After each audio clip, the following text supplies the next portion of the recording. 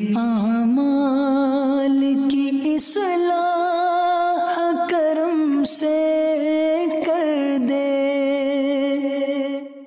الحمدللہ رب العالمین والصلاة والسلام علی سید المرسلین، اما بعد فاعوذ باللہ من الشیطان الرجیم، بسم اللہ الرحمن الرحیم۔ الصلاة والسلام علیک یا رسول اللہ وعلی آلک واصحابک یا حبیب اللہ۔ الصلاة والسلام علیک یا نبی اللہ وعلی آلک واصحابک یا نور اللہ۔ سب سے پہلے تو ہم آج کے بیان میں درود پاک پڑھنے کی فضیلت کے بارے میں سنیں گے۔ سبحان اللہ، درود پاک کے بے شمار فضائل و برکات ہیں، بہت ساری احادیث فضائل درود میں ملتی ہیں، مگر آج جو میں نے حدیث آپ کو سنانی ہے نا، وہ اتنی روح پرور ہے، اتنی یوں سمجھیے کہ انکریج کرنے والی ہے کہ ایمان کو تازہ کر دیتی ہے۔ مدینے والے مصطفیٰ صلی اللہ تعالی علیہ وسلم کا فرمان عالی شان ہے، ان اللہ وکلا بقبری ملکن اعطاہ اسماء الخلائق۔ میرے آقا فرماتے ہیں کہ اللہ کریم نے میری قبر پر ایک فرشتہ مقرر فرمایا ہے، جسے رب کریم نے تمام مخلوق کی آوازیں سننے کی طاقت عطا فرمائی ہے۔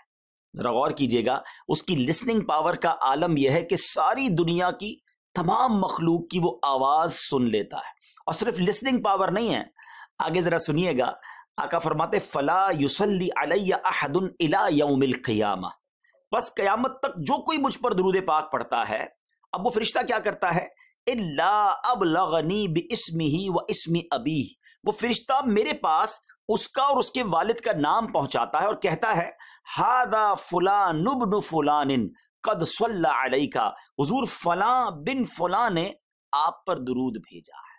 سبحان اللہ، سبحان اللہ۔ پیارے اسلامی بھائیوں، ذرا غور کیجئے گا اس حدیث کی خوبصورتی کے بارے میں، دو تین باتیں بڑی پیاری اس میں ہمیں سیکھنے کو ملیں گی۔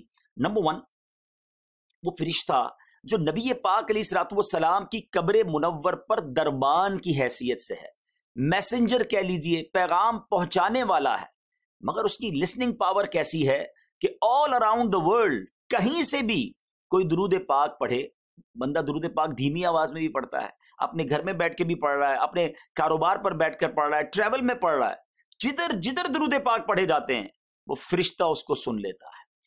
کہ ہمارے یہاں کچھ عرصہ پہلے کالر آئی ڈی، یہ ایک فیسلٹی آئی ہے کہ جب کسی کا فون آتا ہے تو فون بتا دیتا ہے کہ کال کرنے والا کون ہے، ٹھیک ہے نا۔ یہ کالر آئی ڈی جو ہے یہ ایک ٹیکنالوجی ہے، لیکن کسی بھی دنیا کی ٹیکنالوجی میں یہ ٹیکنالوجی نہیں ہے کہ فون کرنے والا کون ہے یہ تو پتہ چل جاتا ہے، مگر اس کے والد کا نام کیا ہے۔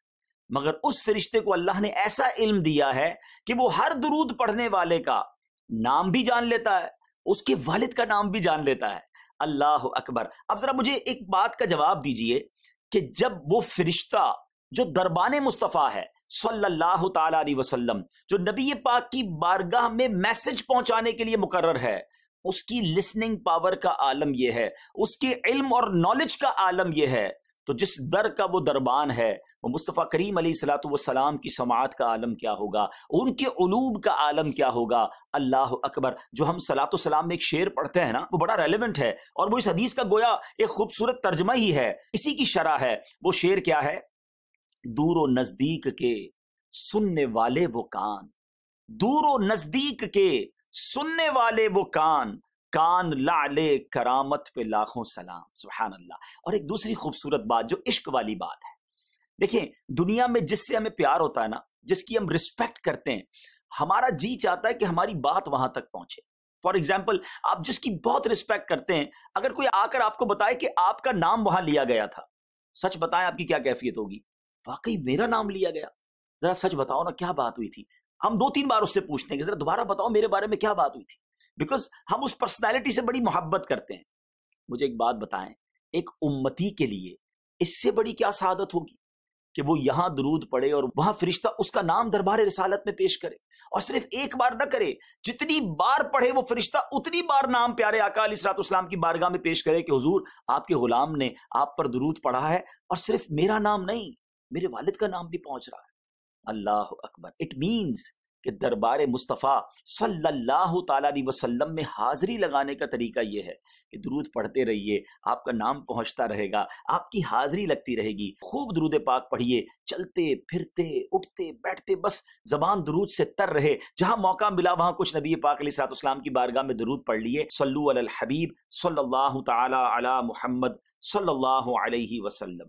آج بات ہوگی نبی پاک علیہ الصلوۃ والسلام کی مبارک ولادت کی۔ سبحان اللہ، وہ نبیوں میں رحمت لقب پانے والا، وہ نبیوں میں رحمت لقب پانے والا، مرادیں غریبوں کی بھر لانے والا، مصیبت میں غیروں کے کام آنے والا، وہ اپنے پرائے کا غم کھانے والا۔ میرے آقا علیہ الصلوۃ والسلام تو اس دنیا میں کیا تشریف لائے، کفر و شرک کا ہر طرف اندھیرا تھا جو دور ہو گیا، ظلمت جو ہے وہ نور میں بدل گئی۔ ایک بڑا عجب دور تھا پیارے اسلامی بھائیوں، اس وقت جو ہے جہالت عروج پر تھی، اور سرور کائنات علیہ الصلوۃ والسلام جب اس دنیا میں تشریف لائے تو اس دنیا کا رنگ ہی بدل گیا۔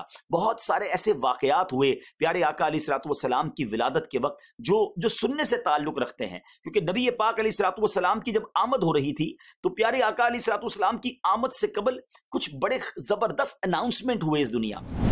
اس دنیا میں کچھ ایسے واقعات ہوئے جس نے پوری دنیا کو شیک کر کے رکھ دیا۔ اس دنیا کو بتایا گیا کہ وہ آنے والا ہے جس کے سبب یہ کائنات بنی ہے، وہ آنے والے ہیں کہ جو وجہ تخلیق کائنات ہیں، جو جناب رحمت للعالمین ہیں۔ اور وہ اناؤنسمنٹ کیسے تھے؟ وہ ایسے واقعات ہوئے جس کو تاریخ کی کتابوں میں سنہرے حروف کے ساتھ لکھا گیا۔ سبحان اللہ، جب نبی پاک علیہ الصلوۃ والسلام کی ولادت ہونے والی تھی تو اصحاب فیل کا واقعہ ہوا۔ جی ہاں، سورہ فیل قرآن پاک میں آپ نے کئی بار پڑھی ہوگی۔ 55 دن پہلے میری آقا کی ولادت سے پہلے جب ابرہا ہاتھیوں کا لشکر لے کر کعبے کو مٹانے آیا تھا تو رب کریم نے اپنی قدرت کا وہ نظارہ دنیا کو دکھایا کہ وہ پرندہ جو مٹھی کے اندر آ جاتا ہے، مگر اس ابابیل کے لشکر نے ان ہاتھی والوں کا جو حال کیا، قرآن نے اس کو بڑے پیارے انداز میں بیان کیا۔ اور الم تر کیف فعل ربک باصحاب الفیل، یہ جو مژدہ ہے، یہ جو اعلان ہے، قرآن کہتا ہے اے محبوب آپ نے نہ دیکھا کہ آپ کے رب نے ان ہاتھی والوں کا کیا حال کیا، ان کا حال کیا ہوا۔ اسی سورت کی آخری آیت میں اللہ فرماتا ہے فجعلہم کعصف مأکول، انہیں چبائے ہوئے بھس جیسا بنا کر رکھ دیا۔ ان کنکروں نے وہ گائیڈڈ میزائل کا کام کیا کہ بڑے بڑے ہاتھیوں کے پرخچے اڑ گئے، ان کی داستان بھی باقی نہ رہی، اور رہتی دنیا کو یہ میسج دے دیا گیا کہ حبیب اکرم صلی اللہ تعالی علیہ وسلم کا دین اب غالب آنے والا ہے۔ کعبے کی طرف کبھی میلی نظر سے نہ دیکھنا، ورنہ کعبے کا والی، کعبے کا مالک رب عز و جل زبردست طریقے سے بدلہ لے گا۔ اور یہ دنیا کو میسج چلا گیا، اور اس کے ساتھ ساتھ اور واقعات بھی ہوئے۔ جب نبی پاک کی ولادت ہوئی اس سال عرب میں خوب بارشیں ہوئیں اور پورا عرب جو ہے وہ سرسبز ہو گیا۔ اس سال جب نبی پاک علیہ الصلوۃ والسلام کی ولادت ہوئی تو ایک بہت بڑا دریائے سابا، 6 میل لمبا دریائے سابا تھا، وہ خشک ہو گیا۔ دنیا کو گویا میسج دیا جا رہا تھا سم تھنگ ہیپننگ، کچھ ہونے والا ہے۔ اور سبحان اللہ، میرے آقا علیہ الصلوۃ والسلام کی ولادت کا شاندار یوں سمجھیے اناؤنسمنٹ یہ بھی ہوا کہ جہاں جہاں کفرستان تھا، جہاں جہاں اللہ کے علاوہ کچھ چیزوں کی عبادت کی جاتی تھی، ان تمام جگہوں پر ایک میسج گیا۔ فارس میں، آج جس کو ہم ایران کہتے ہیں، اس زمانے میں وہاں آتش پرست رہتے تھے، آگ کی پوجا کرنے والے رہتے تھے۔ انہوں نے 1000 سال سے ایک آگ جلائی ہوئی تھی، اور ان کا دعویٰ تھا کہ فرام لاسٹ 1000 ایئرز وہ فائر جو ہے وہ بجھ نہیں رہی ہے، اور اب بجھنے نہیں دیتے اسے۔ مگر جب نبی پاک علیہ الصلوۃ والسلام کی ولادت ہوتی ہے نا تو وہ آگ بھی بجھ جاتی ہے۔ 12 ربیع الاول کا مبارک دن آیا، پیر کا دن تھا، صبح صادق کا وقت تھا، رات جا رہی تھی، صبح آ رہی تھی، یعنی رات کو بھی خوش کیا گیا، دن کو بھی نوازا گیا، اور عین اس وقت سرور کائنات علیہ الصلوۃ والسلام دنیا میں تشریف لائے۔ سبحان اللہ۔ اور میرے آقا کی جو ولادت کا وقت ہے، بی بی آمنہ رضی اللہ تعالیٰ عنہا بھی بتاتی ہیں، دیکھیں دنیا میں جب بچہ پیدا ہوتا ہے اس کو صفائی کی ضرورت ہوتی ہے، اس کو نہلایا جاتا ہے، بہت ساری آلائشیں اس کے جسم پر ہوتی ہیں، لیکن سبحان اللہ میرے آقا جب اس دنیا میں تشریف لاتے ہیں تو پیارے آقا کا جسم مشک کی خوشبوؤں سے تر بتر ہے، صاف ستھرا دھلا دھلایا جس میں انور ہے، خوشبوؤں سے بہکے ہوئے ہیں۔ اور آقا جب دنیا میں تشریف لاتے ہیں نا تو آقا سجدہ کرتے ہیں، نبی پاک اللہ کا نام لیتے ہیں، اور اس وقت بھی اپنی امت کو یاد کرتے ہیں۔ کیا خوبصورت شعر بریلی کے تاجدار لکھتے ہیں نا، پہلے سجدے پہ روز ازل سے درود، پہلے سجدے پہ روز ازل سے درود، یادگاری یہ امت پہ لاکھوں سلام۔ سبحان اللہ۔ رب حبلی امتی کہتے ہوئے پیدا ہوئے، حق نے فرمایا کہ بخشا، الصلاۃ والسلام۔ تو یہ تھا ولادت کا وقت۔ اب نبی پاک کے بچپن کا میں نے آپ کو ایک واقعہ سنانا ہے، اور اس کے بعد میں نے اس ٹاپک کی طرف آنا ہے جس سے آج کی اس پروگرام سے ہم نے کیا سیکھنا ہے۔ آج ہم سب کے لیے نبی پاک کی سیرت کا میسج کیا ہے۔ پیارے آقا علیہ الصلوۃ والسلام کا بچپن بھی بڑا نرالا تھا، سبحان اللہ، میرے آقا کا بچپن تھا، ہر ادا ہی نرالی ہے۔ تو اب ہوا یہ کہ اس زمانے میں عرب کے لوگوں کا ایک رواج تھا کہ وہ کیا کرتے تھے کہ وہ اپنے بچوں کو گاؤں میں بھیج دیا کرتے تھے ان کی گروتھ کے لیے، ان کی نشو و نما کے لیے۔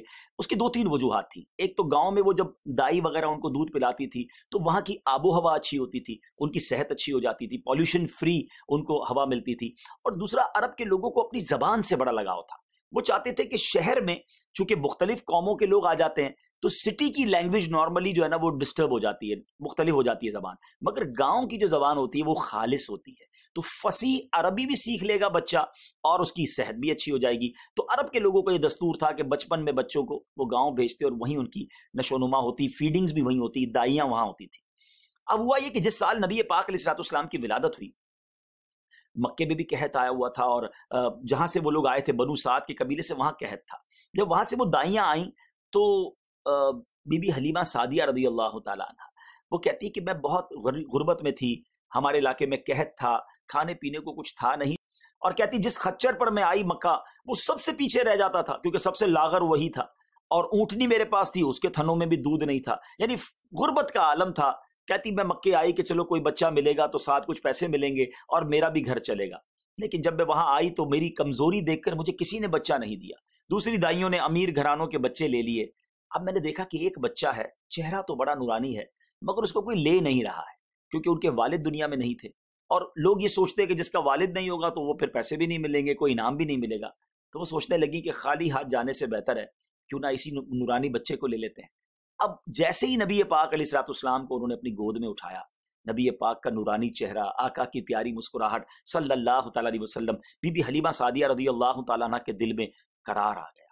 اب کمال کیا ہوا ناظرین، ذرا سنیے گا کہ جیسے ہی پیارے آقا علیہ الصلوۃ والسلام کو انہوں نے لے کر وہ اپنے قبیلے کی طرف جانے لگی نا، تو وہ خچر جو سب سے پیچھے تھا اب وہ سب سے آگے ہے، وہ توانا ہو گیا ہے، وہ تگڑا ہو گیا ہے، اور اونٹنی کے جو تھن ہے اس میں بھی دودھ آ گئے۔ تو قافلے والے پوچھتے تھے کہ اے حلیمہ کیا تم نے خچر تبدیل کر دیا ہے، اپنی سواری کیا چینج کر دی ہے؟ وہی یہ خچر ہے جو سب سے پیچھے رہ جاتا تھا۔ اللہ اکبر۔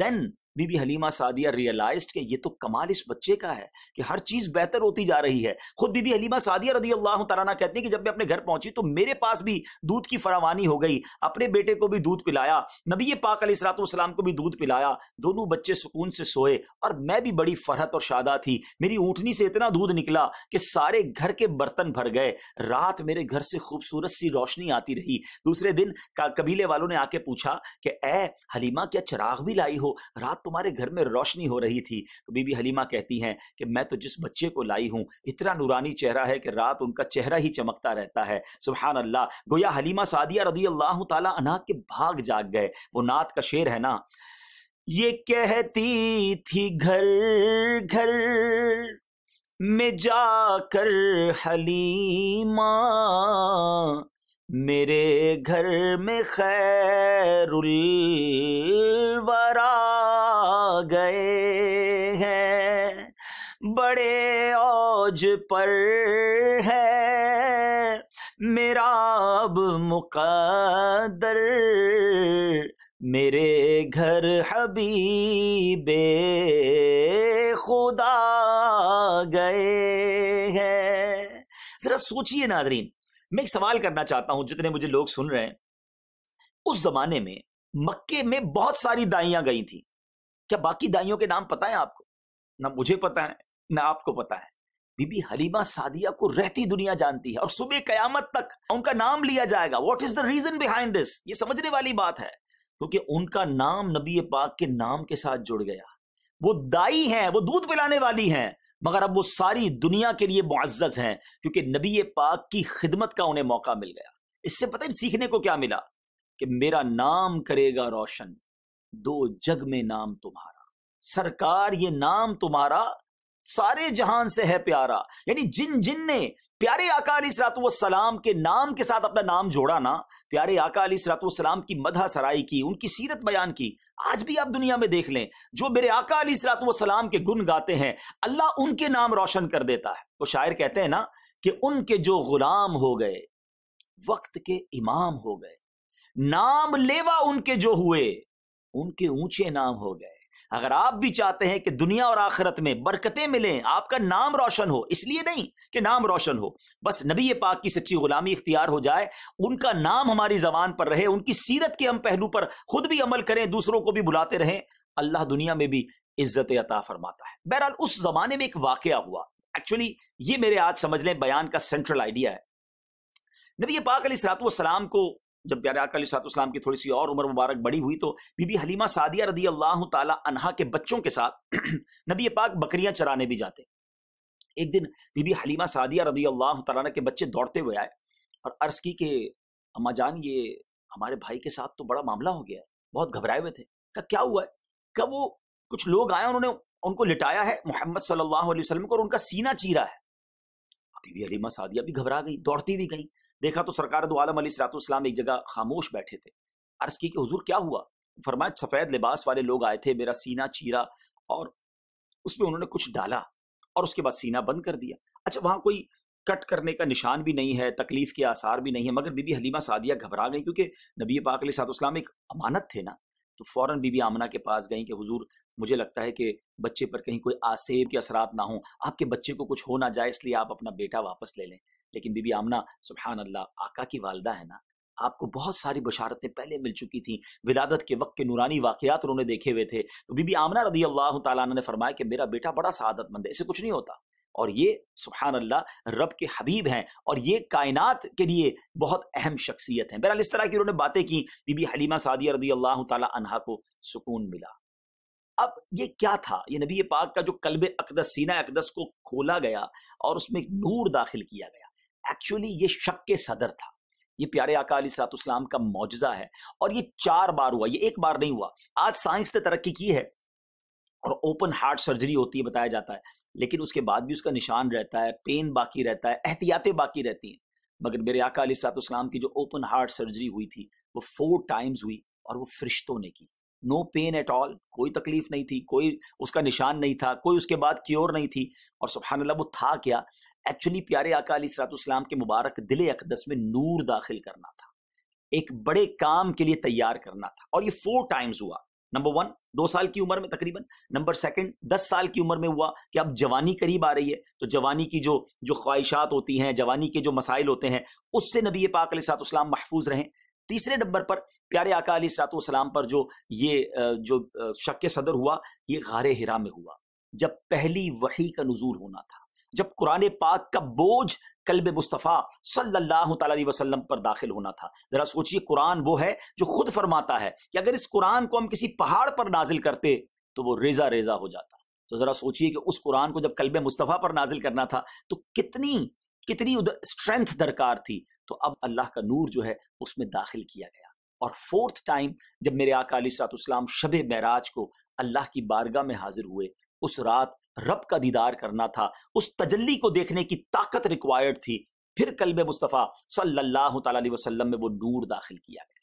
یہ 4 بار ہوا ہے. تو کیسا دل ہے میرے آقا علیہ الصلوۃ والسلام کا. امام عشق و محبت اعلیٰ حضرت کہتے ہیں نا، تو جو چاہے تو ابھی میل میرے دل کے دھلیں، تو جو چاہے تو ابھی میل میرے دل کے دھلیں، کہ خدا دل نہیں کرتا کبھی میلا تیرا. یہ ہے میرے آقا علیہ الصلوۃ والسلام کا مبارک دل اقدس. اور آج میں نے اور آپ نے یہ سوچنا ہے کہ نبی پاک کا تو دل بڑا نورانی ہے، ہمارا دل کیسا ہے؟ ہم نے بھی تو اپنے دل کو پاک و صاف کرنا ہے. دیکھیں اپنے دل کا خیال ہم سبھی رکھتے ہیں اور رکھنا بھی چاہیے. ہم کس طرح خیال رکھتے ہیں؟ ہم بلڈ پریشر چیک کرواتے ہیں، کولیسٹرول چیک کرتے ہیں، شوگر چیک کرتے ہیں، ہارٹ بیٹ چیک کرتے ہیں اور چاہتے ہیں کہ ہارٹ جو ہے وہ مضبوط رہے. امراض قلب کے وارڈز ہوتے ہیں، لوگ اپنے ہارٹ کے چیک اپ کے لیے جاتے ہیں. اچھی بات ہے، اپنے صحت کا خیال رکھنا چاہیے. مگر میں آپ سے ایک سوال کرنا چاہتا ہوں، یہ جتنی بیماریاں ہیں نا جس کو دل کی بیماریاں کہتے ہیں، وہ اگر بڑھ جائیں اللہ نہ کرے تو اینڈ آف دا ڈے کیا ہوگا؟ ہمیں ہارٹ اٹیک ہو سکتا ہے، ہم دنیا سے چلے جائیں گے، موت آ جائے گی نا. ٹھیک ہے، موت تو ویسے بھی آنی ہے، اللہ پاک جب تک زندہ رکھے، صحت و عافیت کے ساتھ زندہ رکھے. ایمان کے ساتھ زندہ رکھے اور ایمان والی موت عطا فرمائے. لیکن کچھ بیماریاں ایسی ہیں جی ہاں کہ جو جان نہیں ایمان لے لیتی ہے اور اس کا تعلق بھی دل سے ہے.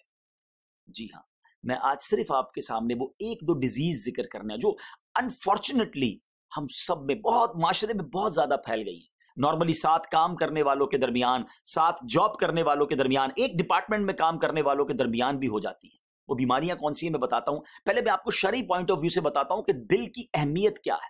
قرآن مجید فرقان حمید میں اللہ تبارک و تعالی ارشاد فرماتا ہے بسم اللہ الرحمن الرحیم ان السمع والبصر والفؤاد كل اولئک کان عنہ مسئولا. قرآن مجید پارہ 15 سورہ بنی اسرائیل کی آیت نمبر 36 میں ارشاد ہوا بے شک کان اور آنکھ اور دل ان سب سے سوال ہونا ہے. جی ہاں ہمارے دل نے بھی جواب دے رہا ہے, ہمارے کانوں نے اور آنکھوں نے بھی جواب دینا ہے. ہم بعض اوقات گناہ اکیلے میں کر رہے ہوتے ہیں, کوئی دیکھ نہیں رہا ہوتا, مگر یہ جو ہمارے پارٹ آف دا باڈی ہے نا, یہی اللہ کی بارگاہ میں قیامت کے دن گواہی دے رہے ہوں گے اگر ان کو گناہوں سے ہم نے پر رکھا. اچھا پھر ذرا قلب کے معنی سمجھیے گا. عربی میں قلب ہے قاف لام با. ایکچولی میننگ آف قلب کیا ہے؟ منقلب ہونے والا, بدلنے والا. دل جو ہے نہیں بدلتا رہتا ہے, اس کی کیفیت چینج ہوتی رہتی ہے. کبھی کبھی کیا سوچ رہا ہوتا ہے, کبھی کیا کیفیت ہوتی ہے. میں ایک دو ایگزامپل کے ذریعے سمجھاتا ہوں. دیکھیے ہمارے ساتھ ہی ایسا ہوتا ہے کہ کبھی کبھی تو ہم پر ایسا خوف خدا طاری ہوتا ہے کہ بندہ کہتا ہے بس یار اب کوئی گناہ نہیں کرنا, اور کبھی شیطان ایسا غالب ہوتا ہے کہ بندہ کہتا ہے گناہ کرنا ہی کرنا ہے. کبھی اتنا عشق رسول ہوتا ہے کہ آنکھوں سے آنسو نکل رہے ہوتے ہیں, یاد رسول تڑپا رہی ہوتی ہے, اور کبھی دنیا کی غفلت دل پر طاری ہوتی ہے. کبھی اتنا رحم دل ہو جاتا ہے یہ دل کہ بندہ کہتا ہے سب کو معاف کر دو. کبھی یہی دل اتنا سخت ہو جاتا ہے کہ بندہ کہتا ہے میں نے معافی نہیں کرنا کسی کو, چھوڑنا ہی نہیں ہے. کبھی یہ دل اتنا سخی ہوتا ہے کہ بندہ کہتا ہے سارا مال اللہ کی راہ میں دے دو.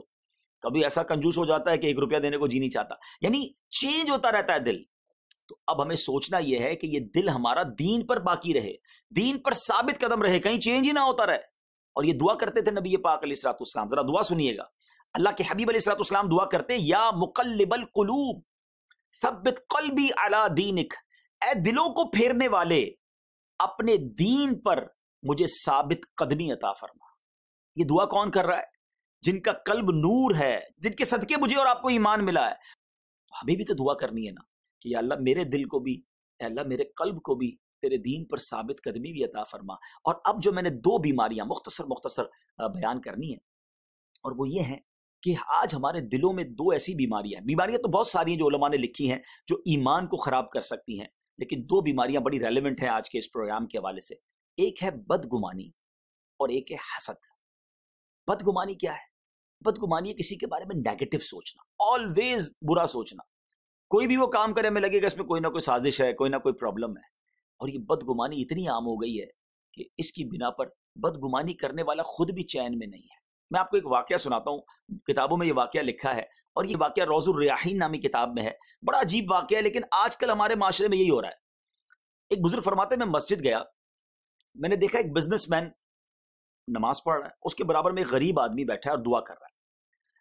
اچھا جو فقیر ہے نا وہ دعا کرنے لگا یا اللہ مجھے فلاں قسم کا کھانا کھانا ہے, فلاں قسم کا میٹھا کھانا ہے. فار ایگزامپل آج کے دور کے حساب سے سمجھاتا ہوں آپ کو کہ وہ فقیر یہ دعا کر رہا تھا یا اللہ مجھے چکن بریانی کھانی ہے, مجھے گاجر کا حلوہ کھانا ہے, مثال دے رہا ہوں. جو تاجر برابر میں بیٹھا تھا نا, بزنس مین پیسے والا, وہ سوچنے لگا کہ یہ بندہ دعا نہیں کر رہا, مجھے سنا رہا ہے, اس کو کھانا ہے تاکہ میں اس کو کھلا دوں. میں نے نہیں کھلانا اس کو.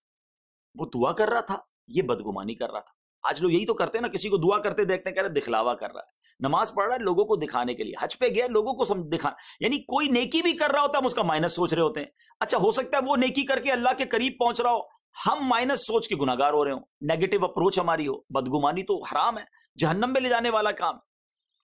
تو وہ تاجر کہتا ہے یار یہ دعا نہیں کر رہا, مجھے سنا رہا ہے, میں نے تو اس کو نہیں کھلانا. اچھا وہ فقیر دعا کی اس نے اور وہ سو گیا, مسجد میں لیٹ گیا. تھوڑی دیر ہوئی تو ایک اور بندہ آیا, اس کے ہاتھ میں تھال تھا, اور اس نے اس غریب کو اٹھایا اور کہا بھائی جان کھانا کھا لے. اچھا یہ بزنس مین حیران ہو گیا, دیکھا کہ جیسی تھال سے کپڑا اٹھانا تو اس کے اندر وہی کھانا موجود تھا جس کی اس نے دعا کی تھی, یعنی ایگزیکٹلی جو اس نے دعا کی تھی. اس بزنس مین نے اس آنے والے بندے کو پکڑ لیا کہ کیا تم اس کو جانتے تھے؟ اس فقیر کو, اس غریب کو. کہا میں تو نہیں جانتا. پھر یہ کھانا لے کر کیوں آئے؟ کہتے بات یہ کہ میں بھی ایک غریب آدمی ہوں, مزدوری کرتا ہوں, میرے بچوں نے بہت ٹائم ہو گیا یہی کھانوں کی فرمائش کی ہوئی تھی, میرے پاس پیسے نہیں تھے, آج تھوڑے پیسے اچھے جمع ہوئے, گھر آیا, بیوی کو کہا کہ بچوں کے لیے یہ والا کھانا بناؤ, میں تھوڑی دیر آرام کرتا ہوں. میں آنکھیں میری بند ہوئیں, میں سویا، میری قسمت جاگ اٹھی، خواب میں نبی پاک علیہ السلام تشریف لائے اور آقا علیہ السلام نے فرمایا کہ اللہ کا ایک ولی تمہارے قریب مسجد میں ٹھہرا ہوا ہے، جو کھانے تمہارے گھر میں بنے ہیں نا بیوی بچوں کے لیے، اس فقیر کو بھی وہی کھانا کھانا ہے، جاؤ جا کر اس کو کھانا دے دو، کچھ کھانا اس میں سے کھا لے گا، باقی تمہیں واپس کر دے گا، اور تم اس کی جو خدمت کرو گے نا میں تیرے لیے جنت کی ضمانت دیتا ہوں۔ وہ عاشق رسول تھا، فوراً کھانا لے کر آ گیا۔ اب جب یہ ساری باتیں اس بزنس مین نے سنی نا، وہ بڑا پریشان ہوا، کہتا ہے یہ نیکی کا موقع تو مجھے بھی ملا تھا۔ اب اس نے اس نیک شخص سے کہا کہ تمہیں جتنا خرچہ کھانے پر کیا پیسے مجھ سے لے لو، اس ثواب میں مجھے بھی حصہ دے دو۔ وہ بندہ پتہ ہے کیا کہتا ہے، تم کائنات کی ساری دولت مجھے دے دو، میں تمہیں اپنے ثواب میں حصہ نہیں دے سکتا، میرے آقا نے جو مجھ سے وعدہ فرمایا میرے لیے وہی کافی ہے۔ اس نے غریب کو کھانا بھی کھلایا، واپس گھر بھی چلا گیا، وہ غریب دعائیں بھی دیتا رہا، مگر یہ بزنس مین، یہ بدگمانی کرنے والا، یہ افسردہ گھر واپس گیا۔ اس انسیڈنٹ کو، اس واقعے کو نقل کرنے کے بعد علماء نے لکھا کہ یہ ہے بدگمانی، کہ بعض اوقات ثواب کا موقع بھی ملتا ہے لیکن انسان بدگمانی میں مارا جاتا ہے۔ اب آج ہم کیا بدگمانی کرتے ہیں؟ فار ایگزامپل، آپ نے کسی کو فون کیا، اس نے فون نہیں اٹھایا، پہلا خیال دل میں کیا آتا ہے؟ ہاں جناب، میرا نمبر دیکھ کر کہاں فون اٹھائے گا، اپنا مطلب ہوتا ہے تو فون کرتا ہے، حالانکہ ہو سکتا ہے وہ آرام کر رہا ہو سکتا ہے وہ کھانا کھا رہا ہو سکتا ہے وہ نماز پڑھ رہا ہو، لیکن ہم پازیٹیو سوچتے ہی نہیں ہیں، اور یہ نیگیٹیوٹی جو ہے یہ ہمیں حرام کی طرف لے جاتی ہے۔ ہم کیوں مسلمان کے بارے میں برا سوچتے ہیں؟ کسی کے گھر جاتے ہیں، دروازہ کھٹکھٹایا، پتہ چلا ابو گھر پہ نہیں ہے، پہلا خیال یہ کیوں دل میں آتا ہے کہ اندر ہی ہوں گے، جھوٹ بول رہے ہیں۔ آپ کا جو یہ مائنس سوچنا یہ آپ کو گناہ گار کر گیا نا۔ اب ان ایگزامپل سے سوچتے جائیے کہ ہم کہاں کہاں غلطی کرتے ہیں، ہم کہاں کہاں مسلمانوں کے بارے میں نیگیٹو سوچتے ہیں۔ اور آج جو میں دو بیماریوں کی بات کر رہا ہوں نا، یہ جہاں حرام ہیں، اللہ کو سخت ناپسند ہیں، جہنم میں لے جانے والے کام ہیں، وہاں یہ دونوں بیماریاں ہمارا سکون بھی لے لیتی ہیں۔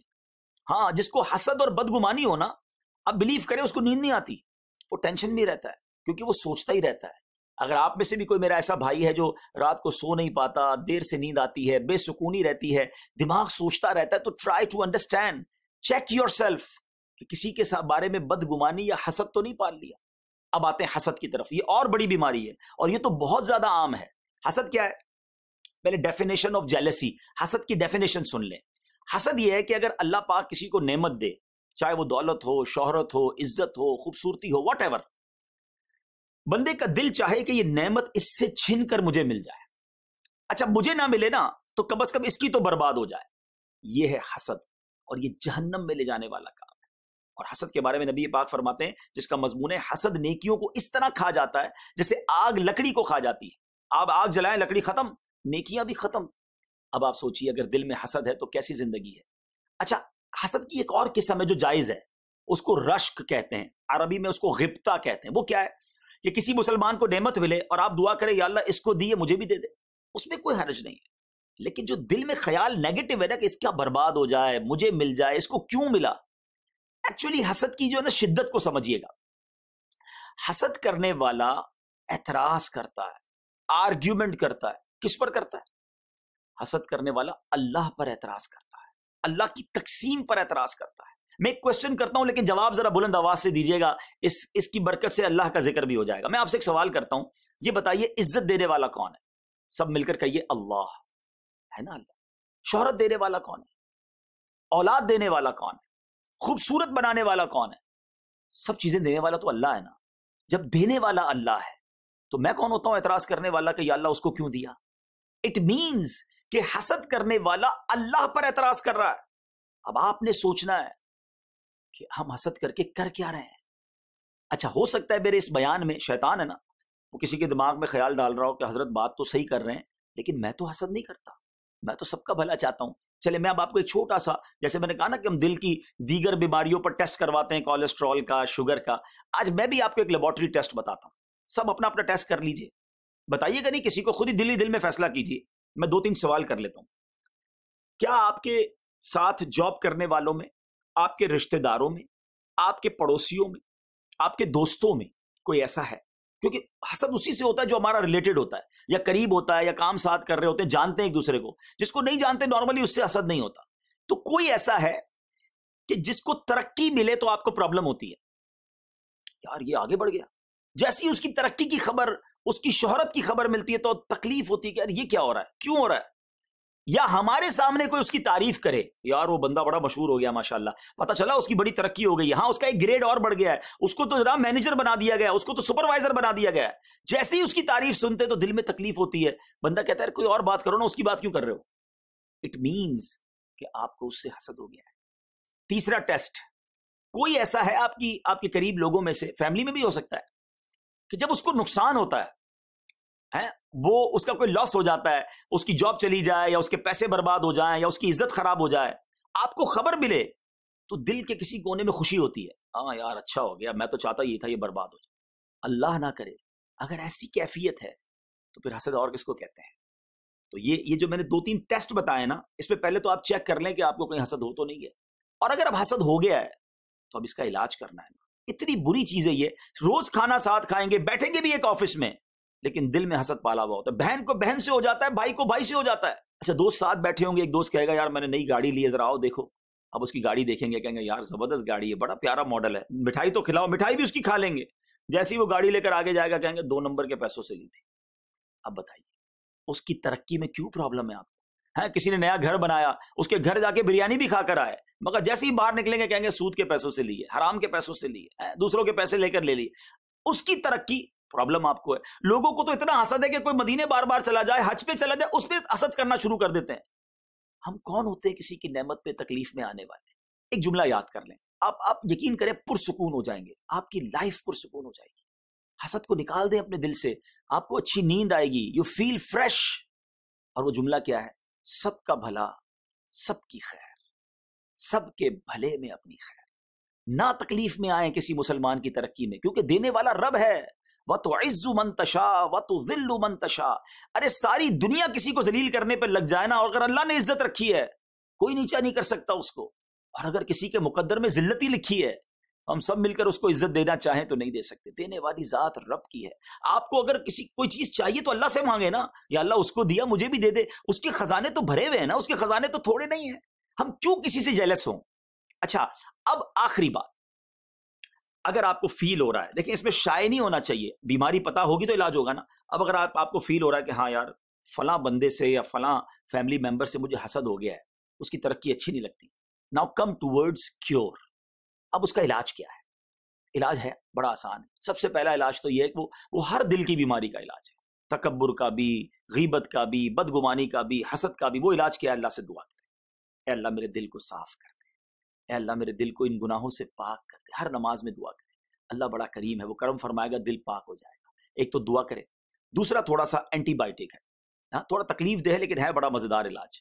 وہ یہ ہے کہ جس سے حسد ہو گیا نا اس کو آپ تحفہ دیں، کیونکہ حدیث پاک ہے تحفہ دو محبت بڑھے گی۔ تو آپ جا کر اس کو تحفہ دیں۔ مشکل آپ کو لگے گا کہ یار مولانا صاحب بندہ ہی اچھا نہیں لگتا اور آپ کہہ رہے ہیں اسی کو تحفہ دیں، ہاں انجیکشن میں بھی تو تکلیف ہوتی ہے نا، حسد تو مجھے ہو گیا، دل بھی صاف کرنا ہے، تو آپ اس کو کوئی گفٹ دیں، انشاءاللہ اللہ پاک دل میں محبت ڈال دے گا، حسد دور ہو جائے گا۔ اچھا تیسرا وہ یہ ہے کہ آپ اس بندے کے لیے دعا کریں۔ یہ بھی تھوڑا مشکل ہے، آپ کہیں گے یار بندہ ہی اچھا نہیں لگ رہا، اس کے لیے کیسے دعا کروں؟ ہاں اس کے لیے اور اس کی اسی چیز کے لیے دعا کریں۔ مثال کے طور پہ کسی کی دولت سے حسد ہے، آپ دعا کریں یا اللہ اس کے مال میں اور برکت دے۔ کسی کی خوبصورتی سے حسد ہے، آپ دعا کریں اللہ اس کے حسن میں اور برکت دے۔ کسی کی شہرت سے حسد ہے، آپ دعا کریں میرے مولا اس کی شہرت میں برکت دے۔ اٹس ڈیفیکلٹ آئی نو، آپ کو لگے گا یار میں کیسے اس کے لیے دعا کروں، مجھے اچھا نہیں لگتا وہ، لیکن یہی وہ علاج ہے کہ جب آپ اس کے لیے دعا کریں گے اللہ دل سے حسد نکال دے گا۔ اچھا کوئی آ کر بتائے گا نا یار اس کی اور ترقی ہو گئی، تو آپ کا دل جواب دے گا میں بھی تو دعا کرتا ہوں، تو انشاءاللہ یہ حسد سے دل پاک ہو جائے گا، کیونکہ مجھے اور آپ کو اپنا ایمان بچانا ہے نا، اپنا دل صاف کرنا ہے، اپنی نیکیوں کو بچانا ہے، ورنہ حسد تو نیکیوں کو اس طرح کھا جائے گا کہ آگ لکڑیوں کو کھا جائے گی۔ اچھا ایک بات یاد رکھیے گا، تحفہ ضرور دیجیے گا مگر بتائیے گا نہیں، ایسا نہ ہو کہ آج کوئی کسی افسر کو کسی کلیگ کو گفٹ دے اور کہے یار وہ بیان سنا تھا آپ سے حسد ہو گیا تھا اس لیے تحفہ لے کر آیا ہوں، تو یہ تو لڑائی اور بڑھ جائے گی۔ بتانا نہیں ہے، بس ویسے ہی گفٹ دے دیں، انشاءاللہ اللہ پاک دل میں محبت ڈال دے گا۔ تو آج کا جو میرا بیان تھا اس کو بیسک ایک تو ذکر مصطفیٰ، ذکر رحمت للعالمین صلی اللہ علیہ وسلم، میرے آقا کی شان ہم نے سنی اور کیا ولادت کے واقعات تھے، اور پھر اس کے ساتھ ساتھ میں یہ چاہتا تھا کہ آج موقع ملا ہے تو ہم اپنے دلوں کو بھی صاف کریں، مل کر رہیں، محبت سے رہیں، پیار سے رہیں، اور یہی میرے آقا کی تعلیمات ہیں۔ نبی پاک تو سب کے آقا ہے نا، رحمت للعالمین ہیں، تو ہم بھی اپنے لوگوں کے ساتھ، اپنے افسروں اور اپنے کولیگز کے ساتھ، اپنے ماتحت کے ساتھ سب محبت اور پیار سے رہیں، درگزر کے ساتھ رہیں، دل صاف کر کے رہیں۔ انشاءاللہ جب آپ سب کا بھلا سوچیں گے نا، وہ رب کریم آپ کا بھی بھلا فرما دے گا، آپ کے لیے بھی خیر ہو جائے گی۔ امید کرتا ہوں کہ آج کے اس پروگرام سے ہم سب نے کچھ سیکھا ہوگا، تو انشاءاللہ جب اس طرح کے بیانات سنیں گے نا اور بار بار سنیں گے تو ہمارا دل بھی صاف ہو جائے گا، ہم بھی سنتوں کے پیکر ہو جائیں گے۔ رب کریم سے دعا کرتا ہوں اللہ کریم ہم سب کو آج کے اس پروگرام کی برکتیں عطا فرمائے، آمین بجاہ النبی امین صلی اللہ تعالی علیہ وسلم۔ میرے اعمال کی اصلاح کرم سے کر دے،